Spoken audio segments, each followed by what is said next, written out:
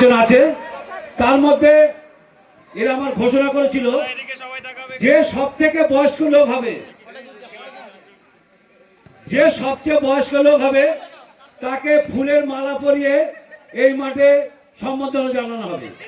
সবার হিসাবে সবচেয়ে বয়স্ক লোক শাহাদত গাজী, সেই শাহাদত গাজীর মালা পড়াচ্ছে ইদ্রিস আলী শেখ। সবাই মিলে জোরে হাততালি। যারা নতুন করে বিয়ে হচ্ছে সেখানে শাহাদের গলা মালা পড়াচ্ছে, তুমি কিন্তু মালা খুলবে না।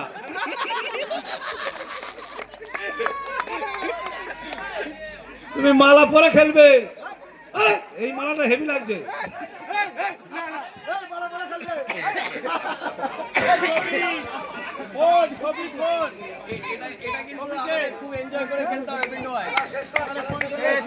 শুরু হচ্ছে প্রদর্শনী ম্যাচ। আমি নামের লিস্টটা চাইছি, কারা কারা খেলছে নামের লিস্ট আমি চাইছি। সেই সঙ্গে ঘোষণা করছি এই খেলায় যে গোল করবে তাকে 200 টাকা দিয়ে পুরস্কৃত করা হবে এবং পুরস্কারটা দেবেন আমাদের